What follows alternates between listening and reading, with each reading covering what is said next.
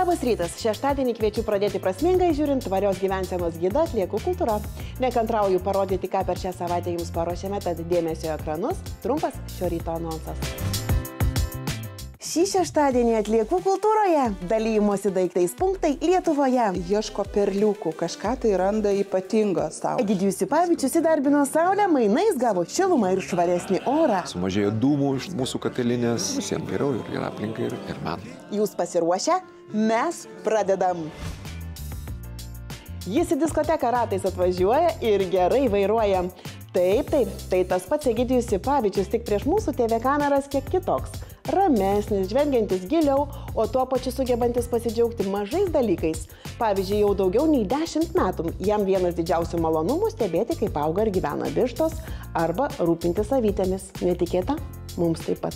Bet labai gera gyventi atradimais ir juos pristatyti jums, mūsų brangus žiūrovai. Aš į diskoteką ratais atvažiuoju, mano ratai blizga, aš gerai vairuoju. Su Egidijumi Sipavičiumi susitikome ne prie scenos, užkulisiuose, ne repeticijų salėje ir ne kurioje nors didmiesčio kavinių, o ramioje vietoje maždaug 70 km nuo sostinės. Tikrame gamtos prieglobstyje, kur pro virtuvės langus atsiveria vaizdas į ežerą, o netrukus bus girdėti sugrįžtančių gervių klyksmai. Ko gero ir pats Egidijus neįsivaizdavo, kad kažkada gyvens būtent taip. Jau galim pasakyti, viduramžio krizė. Mieste viską jau padarėm ir buvom, ir dūkom, ir visur dalyvavom. Viskas ir dabar jau panorom važiuoti viskai toliau nuo viso to šurmulio, nuo nervo, nuo įtampos, nuo skubėjimo. Ir labai patenkinti esam, visiškai nesigailiu, kad iš ten išmovėm. Dėl ramybės, dėl kito tempo.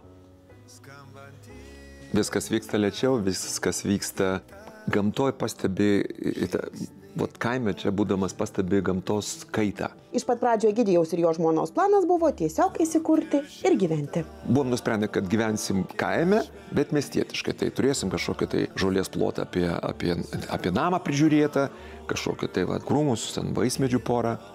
Ir viskas. Ir neįsikinkysim į tokią kaimietišką tą veiklą, bet po truputį, palaipsniui, gal užsiauginam kokį prieskoniuką, o gal kokį salotėlę, o gal kokį ridiką. Žiūrėk, ir pomidorą galim būtų, tai iš pradžių atsirado maža pora lysvių, paskiau atsirado daugiau lysvių, paskiau atsirado šiltnamis, paskiau kodėlgi ne vištytė, kodėl ne kiaušinio, gal bus smagu būtų, nusieini, paėmė ten tą kiaušinį iš ryto ir išsikepė, reiškia, kiaušinienę. Tai 4 vištos atsirado, iš pradžių maža tokia vištytė, paskiau labai smagu matyti augančias tas vištas, perinčias ir toks, mesgi, sakym, gali būti terapinis, stebėti vištų gyvenimo. Sėdi, žiūri jų tarpusavį, tos santykius, aiškinimusius, kas ten su kuo konfliktuoja, kas su kuo nedraugauja. Ir taip nuplaukia visos tavo problemas. Tai sakėm, reiškia, ir po tų, reiškia, 4 vištų atsirado daugiau. Pastatėm kitą vištidę, jau didelį, tada tvartą, tada atsirado avis dėl to, kad buvo labai atsibosdavo pjauti žolę. Ir šitaip įsikinkėm. Tai nėra ūkis, tai yra toks ūkelis. Nedidelis ūkelis, ten, kiek mes dabar turim 16 vištų, 7 avis, ėriavedės ir dabar laukiam vėl ėriukai, tuoj ateis balandžio mėnesį, bus gražu labai. Išties gyvenimas užmiestyje turi nepaprastai daug privalumų. Dabar trumpa reklaminė pertraukėlė, po kurios tęsime pokalbį su Egidijumi Sipavičiumi.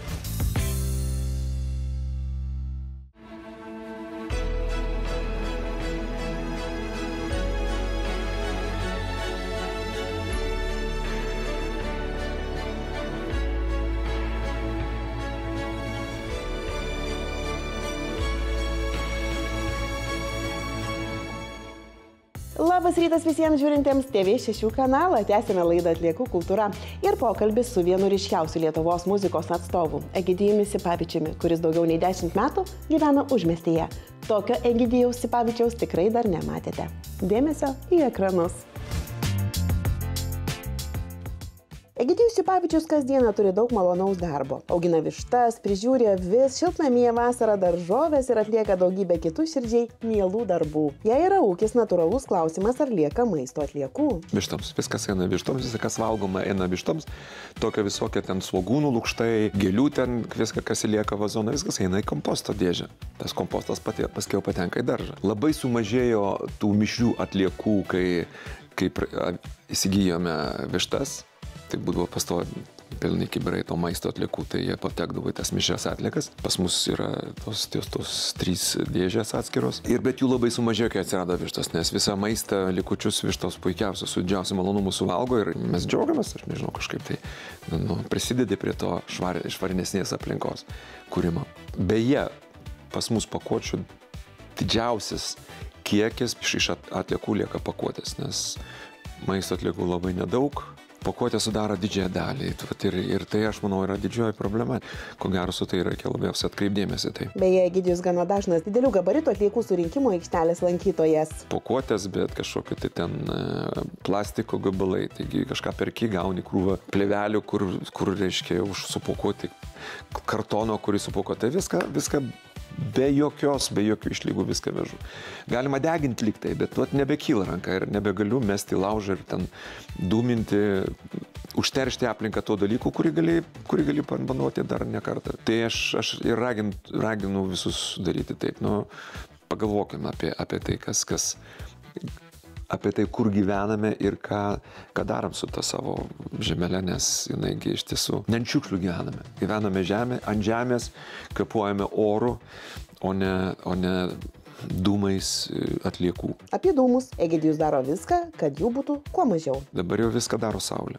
Malkų praktiškai nebereikia.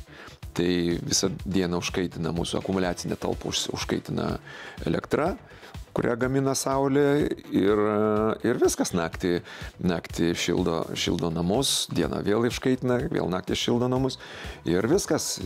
Sumažėjo darbo, sumažėjo dūmų iš to mūsų katilinės ir visiems geriau ir aplinkai ir man. Egidijus nepaprastai daug keliauja. Kuri šalis jam paliko švariausios šalies įspūdį? Lietuva. Žinokit, Lietuva. Tikrai mes važiuojam ir džiaugiamės. Iš tikrųjų, kai palyginti tą pačią Italiją, mes ten skrendam, paskui nuomojus automobilį ir važiuojam slidinėti, tai tikrai daug nešvariau negu pas mus. Pas mus labai švarūs žmonės, labai sąmoningi ir visai nesenai ir pas mus, kas ten galvoja apie aplinką, galvoja kaip išgyventi, kaip užsidirbti, kaip pavalgyti, kaip... O ta aplinka, prie ko čia ta aplinka, Dieve mano, tai buvo. O dabar žmonės, kai jau prasigyveno, kai jau išgyventi nebėra ta tokia didelė problema. Pradėjom rūpintis, iš tikrųjų pradėjom ir kaip kaimai gražėja, kaip sodybos gražėja, ar ne? Dabar jau viskas, dabar žiūrėk ir pievelės, ir pavėsinės, ir namai sutvarkyti, ir stogai pakeisti. Labai gražu, labai džiaugiuosi. Aš važiuodamas per Lietuvos kaimus tikrai džiaugiuosi kaip švariem, kaip gražiem. Ir sąmoningėja žmonės, natūraliai. Mūsų aktualų temoje šiandien džiaugsmas dalintis. Kur jį galite patirti? Atsakymas reportaže.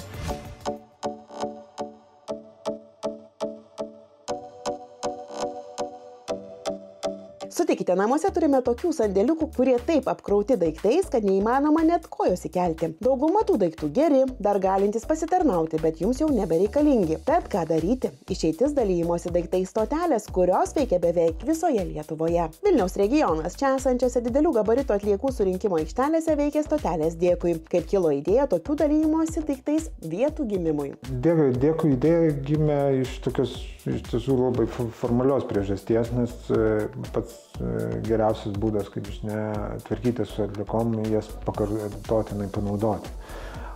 Iš tiesų tokia sritis visiškai netyrinėta buvo Lietuvoje.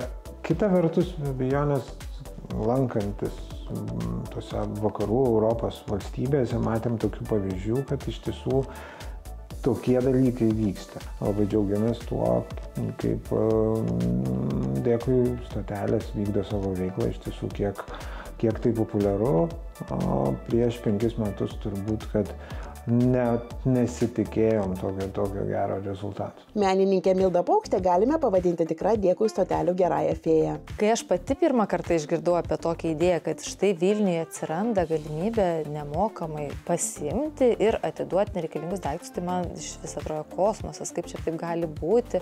Labai buvo įdomu, kaip visą tai veikia pamatyti. Kai pati pakviečiau toje erdvėje, kur iki tol darbavausi, žmonės keistis daiktais taip, kaip vyksta stotelėse dėkui, tai, patyriau turbūt ir visus etapus. Ir tą džiaugsmą kartu su žmogum, kai jis randa, kai jam kažkas labai patinka, ateini ir tavęs laukia kažkoks daiktas. Ir kartu tą tokį labai malonumą atiduoti daiktus vietoj to, kad tu juos kažkur išmestum ar paliktum, bet tu atneši ir atiduodi, tarsi kažkas pažada, kad pasirūpins to daiktų. Tai čia irgi labai daug gerų emocijų. Ir aišku, kartu atsiskleidžia ir visos kitos emocijos, kai matai, kad jau atrodo ir to reikia, ir kažkokie, visi žmogiški patumai atsiskleidžia stotelėse dėkui.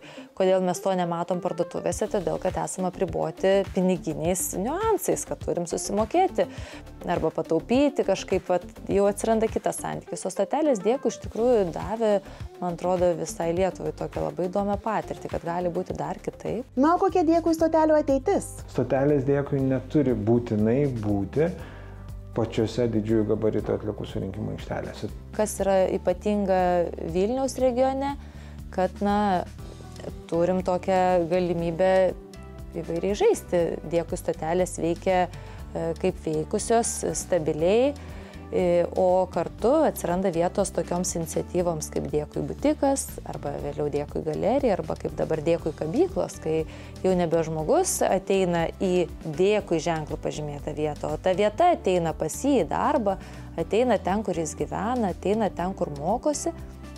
Ir vėl atsiranda nauji įdomus dalykai. Savo eilės laukia ir dėkui lentynos, kur žmonės galės dalintis knygomis, o pirmoji tokia lentyna jau veikia sostinėje kasmetinės knygų mugės metu. Keliaujame į Alytų, čia didelių gabaritų atliekų surinkimo aikštelėse, kurios vadinamos rūšiavimo centrais, yra mainukai. Į juos žmonės gali atvežti nebereikalingus, bet tinkamus naudoti daiktus, o kažkas kitas radęs patikusi pasimti savo. Nu, pats didžiausias Alytuje esantis tokių daiktų mainų ir atnaujinimo punktas Tiko Tiks. Gyventojai nereikalingus daiktus atneša čia ir mes juos patikrinam, pasižiūrim, ar jie tinka tolimesniam naudojimui ir tiesiog sudedam į lentynas ir kiti gyventojai gali pasimti. Ko dažniausiai ieško alytiškiai? Drabužių, tai čia šitas mūsų, kaip sakoma, pagrindinė mūsų atlieka.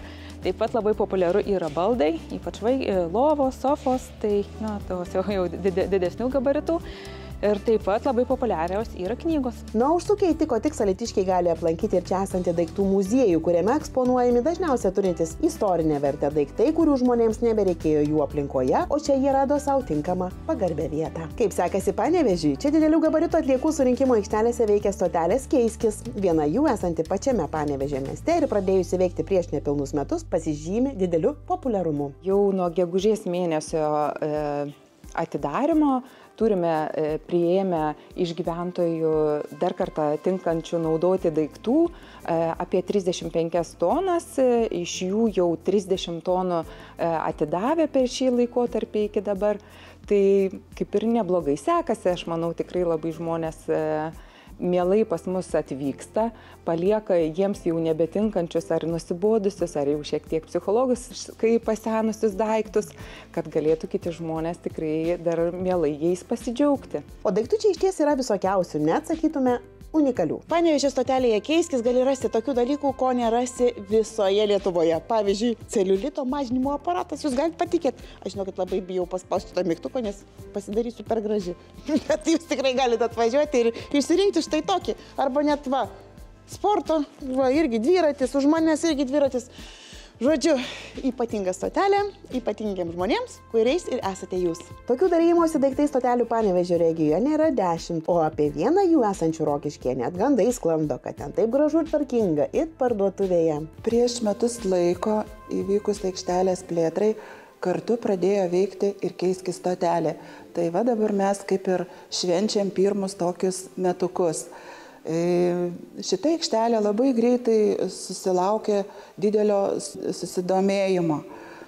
Nes labai greitai žmonės sužinojo, kad toks dalykas, naujas darinys rajone vyksta ir labai mielai veža daiktus, kuriuos gali kiti panaudoti.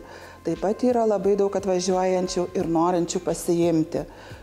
Šiai dienai, sakykime, už praeitus metus yra surinkta pakartotinam, kaip pasakyti, gyvenimui gerokai virš 1000 daiktų. Čia galima rasti to, ko turbūt kitur negali gauti, nei parduotuvėje, nei turguje. Yra tokių dalykų retesnių. Tiesiog kai kurie sako, kad ieško perliukų, kažką tai randa ypatingo savo. Kažko ypatingo savo dalymosi daiktais vietose pavadinimu Imk ieško ir klaipėdiečiai. Populiariausi daiktai, ko gero, kaip ir visose regionuose, skirti vaikų auginimui ir priežiūrai, taip pat baldai. Marijampolės apskrityje ką tik pradėjo veikti specialios stoginės pavadintos daiktų pasidalytuvėmis. Utenos regione tokios stotelės taip pat veikia visose didelių gabaritų atliekų surinkimo aikštelės ir vadinasi dalinkimės. Tad dalinkimės su kitais tuo, ko mums nereikia ir džiaugiamės tuo, ką stotelėse randame savo. Šiandien atliekų kultūros auksarankio rubrikoje netikėtas žmogus. Pasakysiu tik tiek, kad visi daiktai, kurių pritaikomumą jis parodys, yra iš Vilniuje esančių Dėkui stotelių.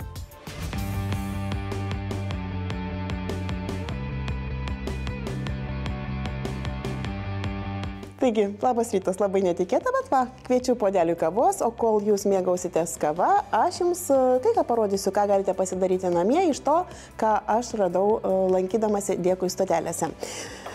Pirmiausia, ką noriu pasakyti, kad kai apskritai kažką gaunat už dyką, visada galvokit, ar tikrai jums šito daikto reikia.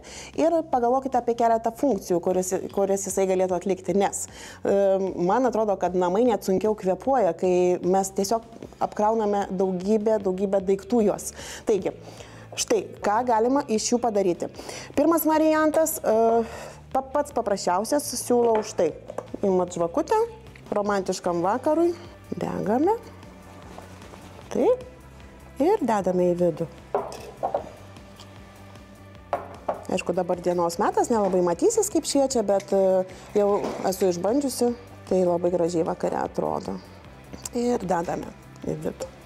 Dvi visiškai skirtingos vazelės, interjerui labai tinka, bet kur galim surasti, kur padėti, ar ne? Tai va. Toliau, ką galim su jomis padaryti dar. Kadangi jau pavasaris, labai norisi gyvų gėlių namuose. Ką? Šiandien pasižiūrim, kas labiausiai tiktų pagal spalvą. Vieną galėsim sudėti.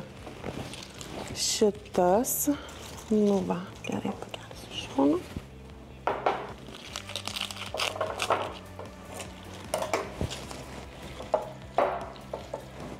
Šitai, aišku, tiks labiau raudonus. Dedam raudonus. Nepamirškit vandens tilti. Vienas darbas jau padarytas. Toliau.